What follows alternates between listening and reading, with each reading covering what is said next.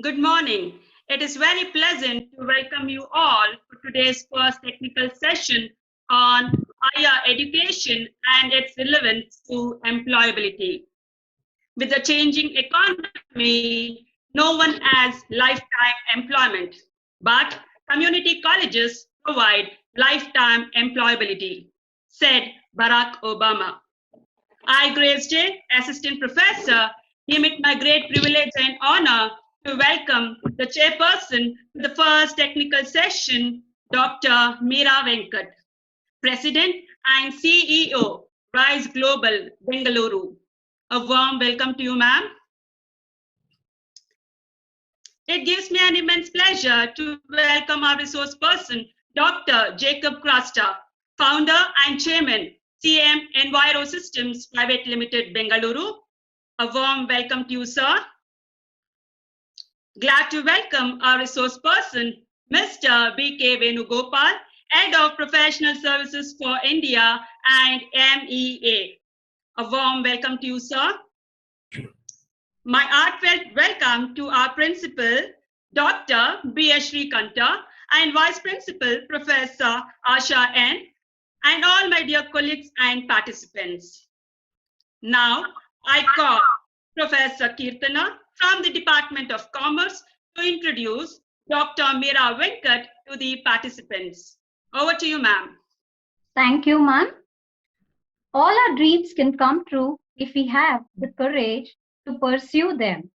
I am Kirtana H, Assistant Professor from Department of Commerce, and I am profusely elated to take an opportunity to introduce our chairperson of the first technical session, Dr. Meera Venkat, President and CEO, Raise Global Bengaluru. Dr. Meera Venkat is globally recognized as a leading futurist, ECOG, strategy advisor, and C-suite professional. Ma'am is the founder and president of Raise Global. Dr. Meera Venkat has taught leaders networks, which includes CEO, CFO, CHRO, CMO, and CPO, which helps leading organizations act today to create a successful tomorrow. Dr. Meera Venkat works globally as a strategy advisor to leading organizations, SMEs, MSMEs, and funded startups. Ma'am works with C-suite executives, board of directors, senior executives, and strategy teams to lead and stimulate effective strategic planning and thinking. Ma'am has deep expertise in facilitating strategic thinking among executive teams. Moreover, ma'am is the recipient of Women Economic Forum Award in the year 2018. She is the beneficiary of Global Women of Excellence Award, CIAC Global 2018. She has been awarded as Woman of Substance by NEFD Award by Forumen in the year 2017. Similarly, she has been rewarded with Business Excellence Award in the year 2016 by Future of India and CNBC. Besides, she has been endowed as the Best Woman Achiever Award for the year 2013 by PRI. Ma'am holds the following honorary positions, whereas she is the chairperson of WeLead Women Economic Forum, chairperson of ISPD, that is Indian Society of Learning and Development, Bangalore, chairperson International Chamber of Commerce and Industry, Karnataka, she is a member of Special Committee Aerospace, Bangalore Chamber of Industry and Commerce. Dr. Meera is a regular commentator and speaker in many forums and top colleges and universities in India. She has written and co-authored many articles in the books and magazines and also featured in many of the top news report magazines. I consider it a great honor to welcome you, ma'am. May I request you to take over the session? Over to you, ma'am. Good morning. Good morning to all of you. Am I audible? Yes, ma'am, you're audible. Yeah. I think, first of all, I would like to thank, the Almighty for giving this wonderful opportunity to address all the gathering. My special gratitude and thanks goes to the professors, the chief guest, And my special thanks to Professor Swami, Dr. Shrikant, all the management people from Sindhi College and all the management of Aware International Institute, the other faculties and other team members, the students and the other co-panel speakers with me. I think it has been a wonderful occasion to share this momentum with you. So I think today's topic is more on employability versus employment versus employability in the global scenario. I think it is very, very relevant topic because you see that we are going through a lot of a pandemic season at this point of time, and you would be addressing a lot of your uncertainty, and this is a VUCA world. So I think this is the right time to bring the clarity and to make the path very clear and visible. The academies need to take this initiative of giving the right path, showing the right path to the students. So I think today my previous speakers also shared a lot of data about the employability which is existing post, pre-pandemic, and what is going to happen post-pandemic. So if you view in that way, I think the sub topic which is being given to us, the higher education importance and its relevance to employability, holds a very valuable, I would say, topic at this point of time. If you think I'm just talking from the student's point of view, you might be thinking I'm already doing a lot of probably graduation right now, spending a lot of learning new technologies and things like that. Is it required that I have to pursue my higher education too? Is my education a graduation or a post-graduation? Is it not enough for me to get into the industry? So just to answer this, I would like to just take an example of a soldier who is getting into the battlefield. A soldier has already been trained back to back in talking about what he needs to do when he goes into the war field. He needs to be really prepared. So he's been trained to use a certain kind of weapons, certain kind of tools, and a certain kind of decision-making abilities, and a lot of it, which can enable him to look through the war situation when the crisis happens. But if you see at a relevant point, only when the soldiers are in the battlefield, they will actually witness what they are going to go through, and they would be taking decisions only when they are in that war situation. Imagine if you're a soldier and if you're getting into a battlefield. A battlefield will have a lot of noises, will have a lot of smokes, will have a lot of battle fights which are happening. So at that point of time, it is a kind of a crisis situation. You can't go back and see what you have learned and then come back and think and take decisions there. There, during that calamity, when you are having that smoke, when you are having noises, when you are having all these distractions which are happening, you should be equipped enough to look through all these difficulties and then take a decision at that point of time. That is where the higher education, when you're working and when you're reading with other universities, when you're going with the peer groups, when you're going to take those kind of decisions, will be happening right, through these situations. So whenever the crisis happens, a soldier should be able to look through these difficulties and then take a right kind of decision.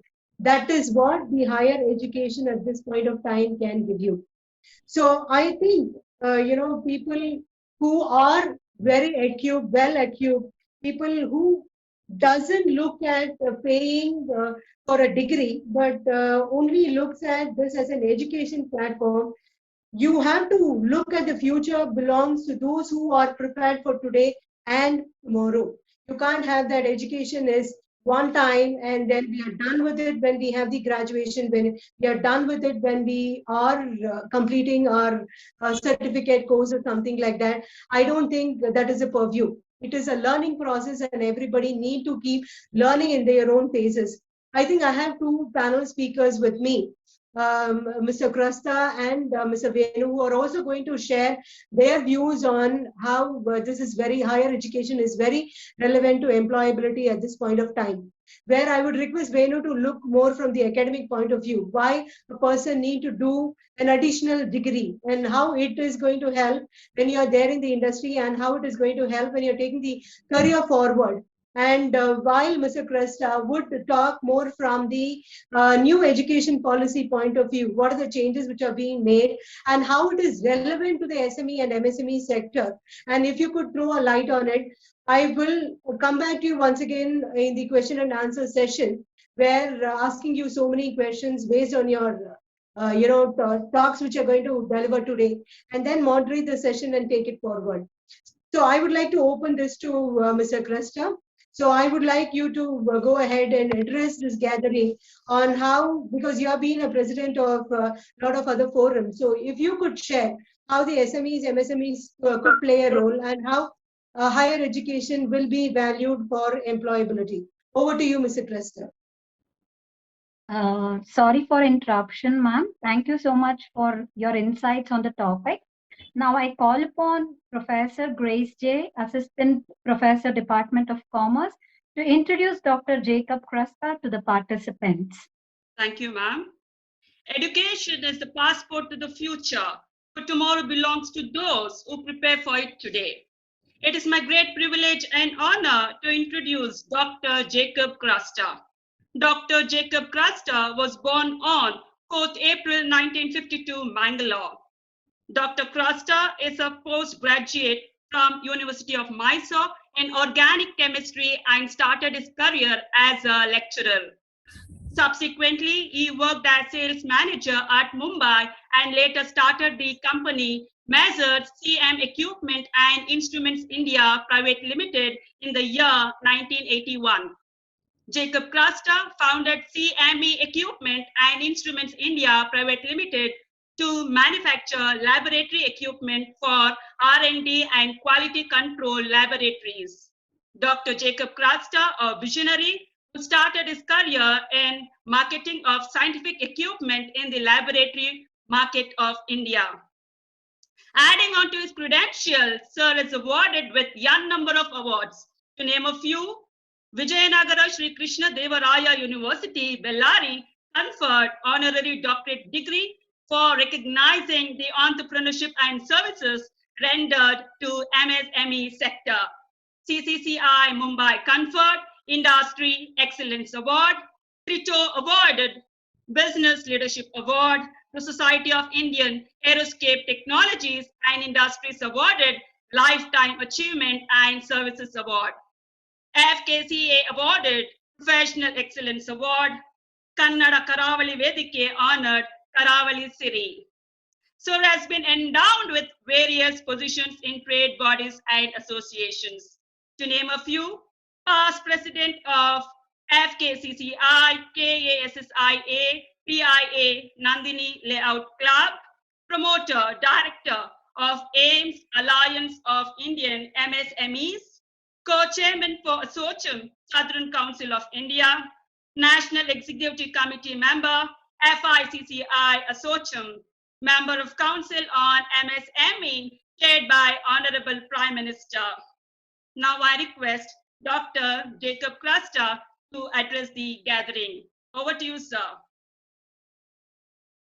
Thank you very much, Professor Grace. Delighted with your introduction of mine to the audience. Thank you, sir.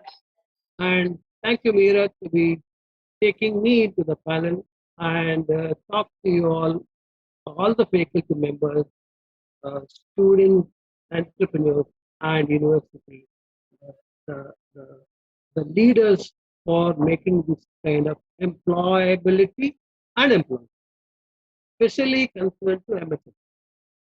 As you all know that MSME has the highest potential for employability after agriculture. Agriculture per se, probably nobody talks about education. Maybe except for the research which is in agriculture university. Otherwise, on employability on agriculture, nobody talks about education. It's only daily wages, daily wages. Education now talks about in industry. Now in industry, what kind of employment you get for what kind of employer, and what kind of education is required for what kind of employability. There is a mismatch, and absolutely the students who come out of the colleges and universities are not fit for any employment. Sorry to say. Then why these colleges and the universities produce such kind of students?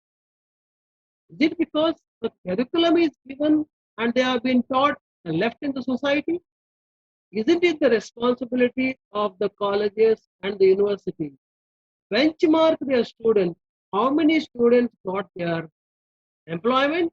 Instead of giving them first rank, second rank, first class, second class, benchmark today the universities and the colleges every year how many you have provided the employment. And when the employment in an MSME is 45%, it is the largest employment. Why these colleges and universities are not linking up with the industry? Take, for example, Fortune 500 university.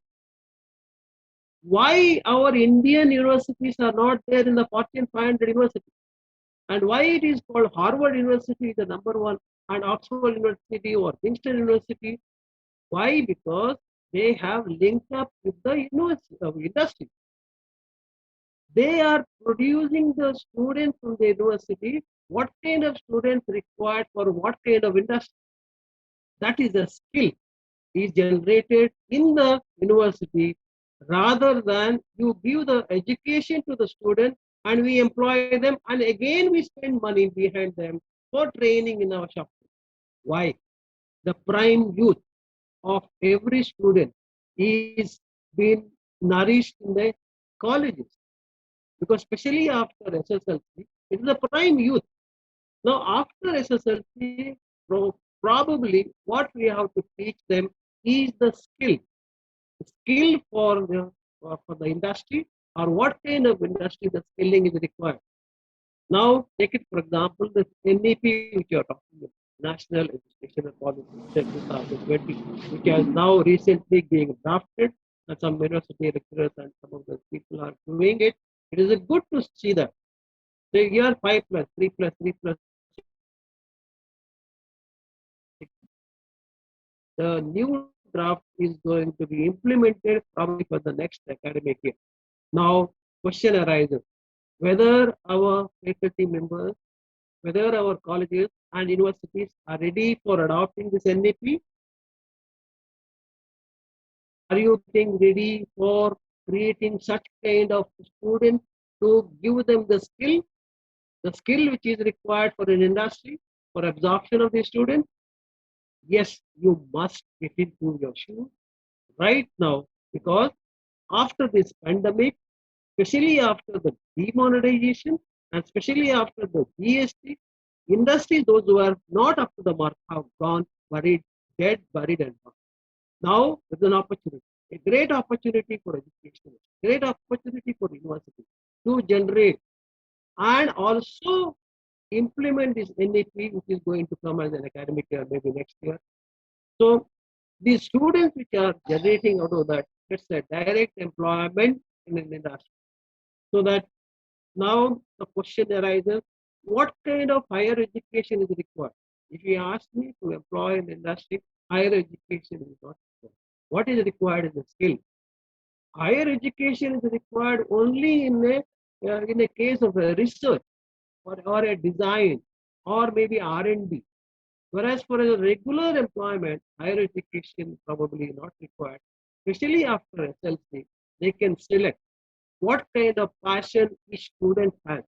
And with that passion, if the college or the university can give them the skill with the opportunity for an incubator, where if at all a student has an idea, and with that idea you walk into the incubator, generate a sample and produces the sample, and with that kind of sample it goes to the market and gives to the customer, and customer certifies that whether the sample is good or certain improvement is required or not. and he gets it done in incubator. And from this incubator, after some samples are done, after it is tested, after it is certified, then it goes into the manufacturing. Instead of directly manufacture with an idea and get into that, the startups now is happening. Most of the 75 to 80% startups are closing down because of this. There is no sustainability. So whether if an entrepreneur has an idea and he wants to get an entrepreneur and if he has to employ certain people, so if this kind of university has an incubator and creates such kind of atmosphere so that employability and the employer with the entrepreneurship can be generated in the university and get into the market. We are talking about $3 trillion we are now presently. We are talking about $5 trillion economy by 2024. If this NEP and this kind of students with this kind of incubator, with this kind of university and skilling is done, I'm sure by 2025, $5 trillion economy is going to happen, and we are generating such kind of people, such kind of students who has an up-to-date skill, who are directly employed to the industry, for which the relationship between the colleges, universities, and the industry, that kind of linkage is required. And Dr. Jacob Crasta, sir, thank you, sir, for your thought-provoking words and enlightening session. Thank you so much. Now I call Professor Kirtana to introduce Mr. B.K. Venugopal to the participants. Over to you, ma'am. Thank you, ma'am. I deem it my privilege and honor to introduce our next speaker, Mr. Venugopal B.K., Head Professional Services India and Ministry of External Affairs. Sir is responsible for managing key accounts of Equifax in terms of managing dedicated ODC on-site and off-site center, providing analytics and business intelligence solutions and business development to India and Ministry of External Affairs. Sir has over 25 years of leadership and entrepreneurial experiences in providing IT consulting and solutions to banking, financial services, manufacturing and retail domain. Prior to joining Equifax, Sir has played a vital role in digitalization initiatives at Ghana, Denmark, Norway, and France transition head in China, banking product implementation at Russia, project director at Singapore, program management at Canada, IT consultants in Fiji and robotic process automation consultant and product development head in India. Sir is an alumnus of Columbia Business School, New York, and leader from Indian Institute of Management, Calcutta. Sir has been a key speaker in IIM's Engineering and Management Institute. I am glad to invite you to this session, sir. May I request you to take over the session? Over to you, sir. Sure. Thanks, Kirtana, and a very good morning to you, everyone. So first of all, I'd like to thank Sindhi College for giving me this opportunity, and Mr. George and every stakeholders for giving me this opportunity to share my experience and how do we make the students employable. So Kirtana, with your permission, can I just share my screen? Okay. Thank you. So, ladies and gentlemen, I'm sure most of you have seen the chat session. So one thing I was seeing that is that some people are saying it's boring, we want Jingalala. I just want to give a live example. A week ago, one parent came to me stating that, sir, please don't throw my son out because he is unemployed and I'll pay his rent. You know, I could see the pain in that parent's eyes because his kid was unemployed. Maybe because of they are giving a reason of COVID. But let me also share, now we are blaming COVID. Way back in 2008, when I was in London, I was seeing people getting jobless and they were coming out of Lehman Brothers. I don't know how many of you are aware, Lehman Brothers was shut down. And one fine day, they have to just shut down the doors in London. I was there in London. So many of the people who were coming out were coming with tears, with their box Why? Because there was a fear factor, because of the financial insecurity, they could see that.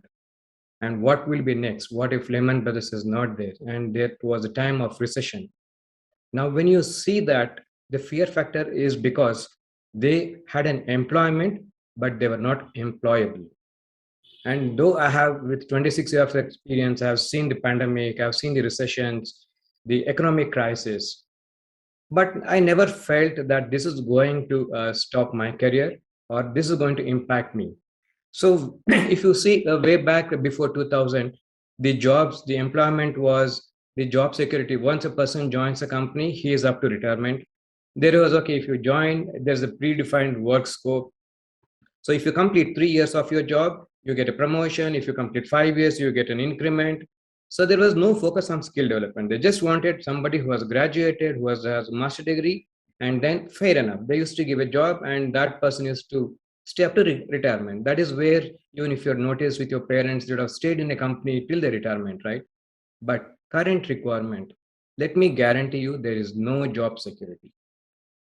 I wanted to highlight this not to show a case with a negative thing, but wanted to alert you guys that there is no job security. And because of maybe you wanted to see my session as more important because there is no job security. Second thing is the current skill set. It is not sufficient if you score 95% or if you are in a topper in a class, unless until you don't have a soft skill and attitude. When people come to my interview, so they have graduated in 2019. So I used to ask them, guys, okay, now it's 2021. What have you done for the last 2 years? Sir, no, sir, I have not done anything because it's COVID. Man, COVID is not stopping you to upgrade your skill. You have to understand that you are just wasted sitting at home watching TV and not upgrading your skill. And blaming COVID is not going to help you anymore. So you have to know what is happening in the industry. How is that?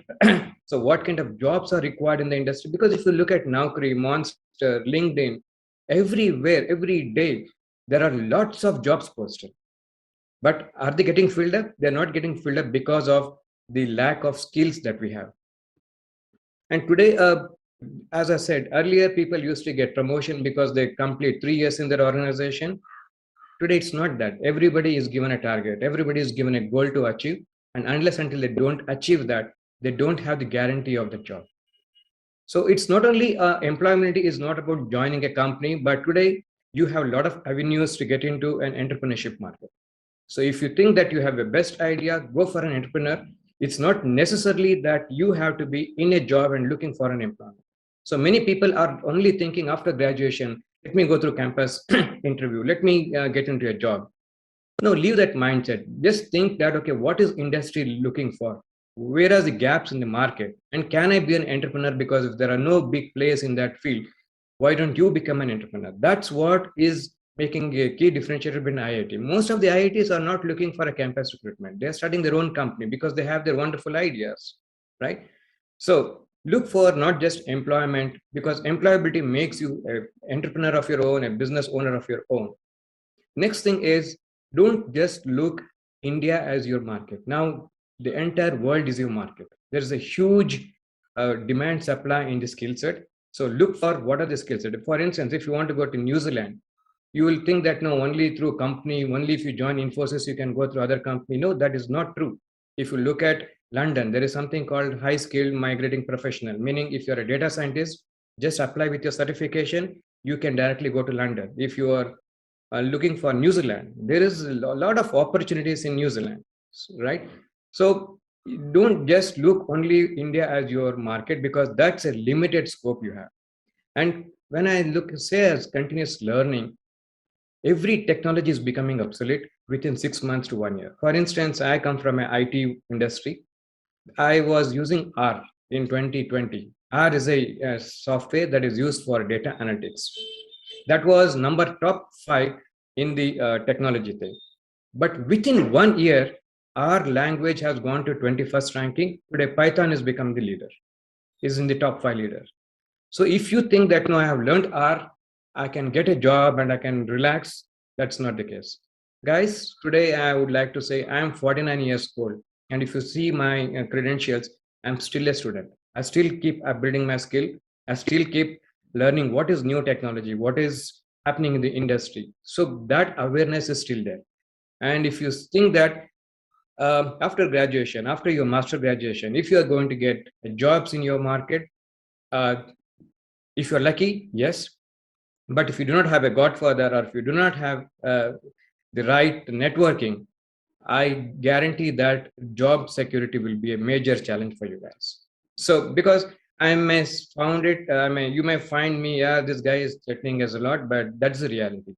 Today we get at least 100 resumes when I go for one position, and hardly even sometimes when we do a walk-in round, we spend like morning 9 to evening 9 o'clock, and we at the end of the day we'll not be able to select even single person. Why? Because they may be very good in technical, but when it comes to soft skill, being presenting their case studies or being presenting their solution or towards attitudes to the job, I don't see that kind of a commitment. And finally, out of 100, we are not even able to select one candidate for one position.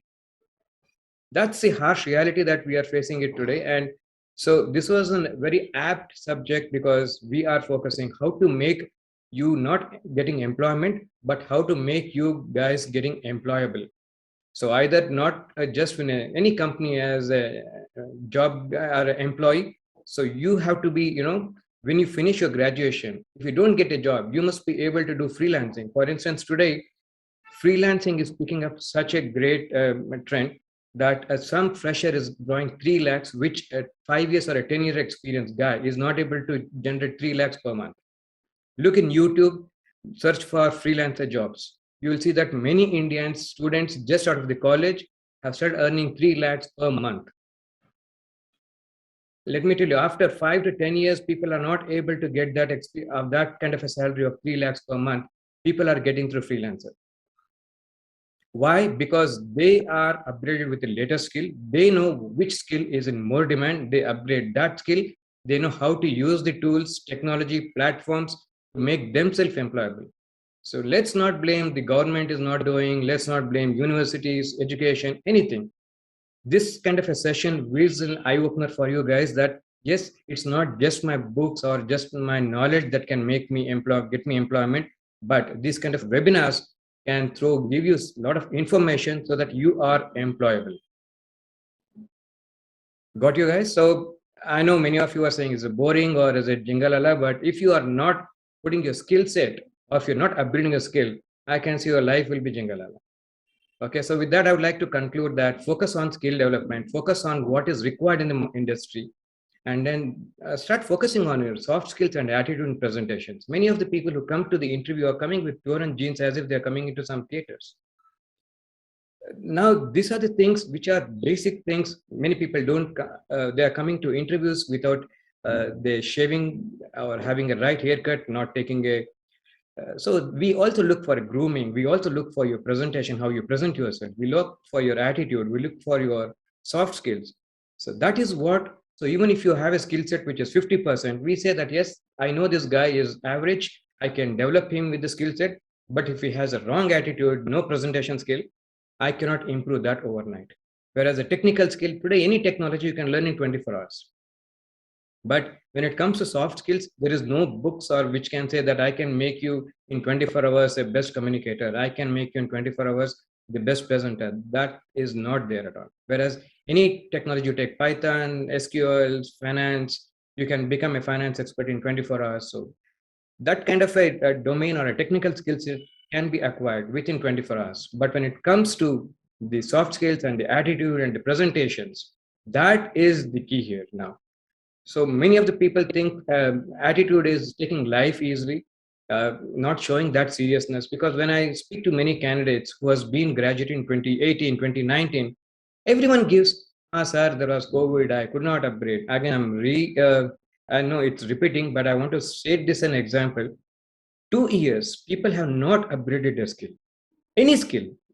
Guys, it is, again, today, it's not just that certification is for the rich people. At 400, 500 rupees, you can get your certification done. So don't say that, no, we are financially not well off, we cannot afford. You have platforms for studying from 500 till 10,000 certifications. So choose a platform that right suits you, but show that to your employer that Yes, you are a person who has been continuously upgrading your skill, and that your skill is the most required skill set in the industry. And then you are the king who can negotiate, who can demand the salary that you want. Or you will be beggar saying that, sir, please give me a job. My family is in financial trouble. Don't go as a beggars to the employers. Go with skilled resources. Say that I have this resource, I have the skill set. So this is what I bring value addition to you. Speak in terms of value addition. Speak in terms of return on investments. Every employer will be happy to take you. All right. So with that, I conclude that. So to become an employable, you need to be a continuous learning, upgradation of skills, having good soft skills, and then you will be definitely employable. So don't look for employment if you are not getting employment. So what? Start your own business and be employed. Be your own boss, right? Okay. So thank you so much, and over to you, Professor Grace. Thank you so much, sir. Thank you for your realistic facts on the current requirement and specifications on upgradation. I'm sure our students will take all this into consideration. May I now request Dr. Meera Venkat to deliver the concluding remarks. Yeah, just to get on to what Mr. Krasta and Mr. Venugopal was sharing. I think Mr. Krasta spoke about how the industry and the academia can work together in taking a lot of initiatives in getting the people employable. And Venu has also spoken a lot about how the skills development is very, very important and how it plays a role. So learning is a continuous process. You can't stop learning for some time and then get back to learning and things like that. It is a continuous process. But I have a question for both the panel members. So I was just thinking, today's platform, innovation is the key. When you talk about innovation as a key, there are three problems which the industry is also trying to solve, and also the academia is also trying to solve. One is resource problem, I think, which Venu also spoke about, because we have a lot of people who are graduating. All are getting, are everybody are getting employment, or everybody are employable. So resource becomes the first, focus. And second thing is also the scalability. So scalability means I want to know whether it is sustainable to get a person to get trained on the job also, as far as the MSME or SME is concerned. What are the necessary step I think the SME or MSME is taking to keep their leaders who can be trained back to back, or who can take additional skill. And sustainability becomes the third issue, where we could see that whether this is a sustainable effort which can take you to the next level. So I wanted Venu and Mr. Krista to share their thoughts on this. Over to you. Thank you, Meera. Go ahead, sir. Yeah. It is a very good question, Meera. It is the challenges generally our MSME faces. Question of employability and making a student gear up to the ladder, climb the ladder and gear up to pinnacle. Whereas what is happening especially in MSME, if a student is employed and trained up, use our own resources to make them a resource person, then the question of whether he is passionate on the job what he has been given or not, that is the point number one. If he is passionate, then what happens, he works in any MSME maximum 3 to 4 years. Now a student is taken for a training and we train them to the maximum, and after say 3-4 years, if he leaves after the training, after the experience, because he requires experience to apply for another job. So that's what the challenges the MSME is facing. That means whether MSMEs are a training ground for a person or a student. That means, are we have to be here only to train the student? If that is so, why not train by the colleges? So we look forward in MSME that you train your students, and we will give you what are the type of students we want in MSME. When a 45% employment is in MSME, so you train the students because that is your benchmark. So the benchmark is not your first rank or who has got the first class. What your benchmark is, how many have got the employment and how many in that employment, not for a month or a year or so, how many have been climbed up the ladder and move forward. This is the benchmark should be drawn by any colleges, and this is how the industry and the academia has to join together and create a Harvard University here in India. Why not? That's my wish. Yes, Enugu. Yeah, no, Professor, as Thank you you. Thank rightly you, Dr. said, Krishna. yeah. So Yeah. as you rightly said, Professor, yeah, because currently, like how Sindhi College has been taking the initiative, so they are connecting with the industry leaders today and trying to see what is the gaps and why don't we get a raw material, why don't we get a full product than getting a raw material from a college. So all that kind of discussions are happening with the university, and as you rightly said, Professor, yeah, industry connect with the colleges is very much important, like what Harvard does, what Columbia does, or what MIT does. So similarly, I could see that even Sindhi College is doing that industry connects. So this will give industry also to the colleges also what is that is required by the industry, and they can spend less time on the training, because once we hire a resource, the companies we have to spend another 1 month or 2 months to train the team. So rather than that, better to give such kind of input to the colleges and the colleges take that initiative, as you rightly said. Thanks, Professor. I am in agreement of you. Madam, hello. Yes, sir, we can hear you. Yeah. So in response to Dr. Venugopal's comments, I would like to say what we are doing from in our Sindhi college, sir. You also mentioned that the last 2 years, the candidates are not updating their or upgrading their skills also. But in Sindhi college, we are really giving a lot of importance to the skill development actually. So we have a dedicated placement center and career guidance and placement center. And the good practice that we are following in Sindhi colleges, every year we are giving a value-added programs in the the subjects which are relevant to the market trends. For example, for depending on the course, for BCom and BBA, we are conducting the value-added programs which are given free of cost. They are sponsored by the management. We are not charging anything to the students. We are conducting value-added programs in business analytics and then digital marketing, and then the SAP, and then the tally accounting and things like that. And also for BCA programs, we are conducting programs in Python programming, and then the cyber security, and then cloud computing and things like that. Apart from these subject-based skills, we are also conducting courses in soft skills also, soft skill training program. And we have a tie-up with Times Institute, Times, who are known for conducting this CAT examination. So we are conducting the campus recruitment training program also, where they really teach, of course, as you said, that these presentation skills and the soft skills can't be picked up in a day or two, I know. But anyway, we are doing our job from our side.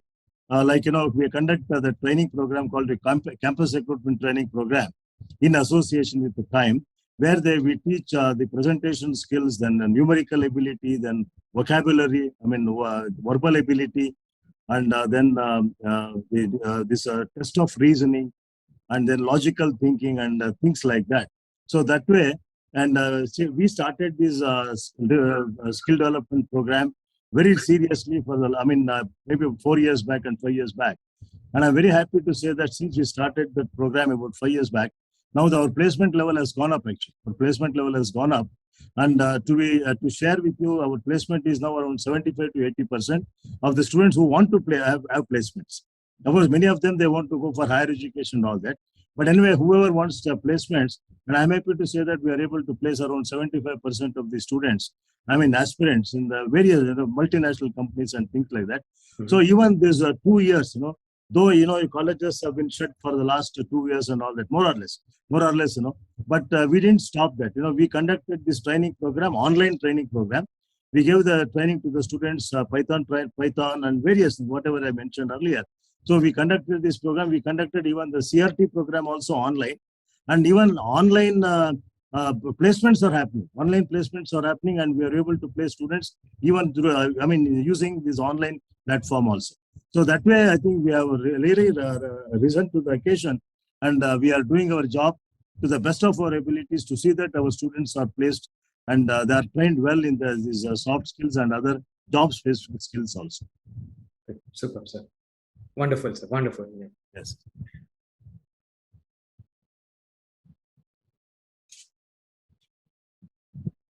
Thank you, sir. Thank you so much. At this outset, I take this opportunity to thank Dr. Meera, Dr. Jacob, and Mr. Venugopal for the interesting session and thought-provoking words. Thank you so much.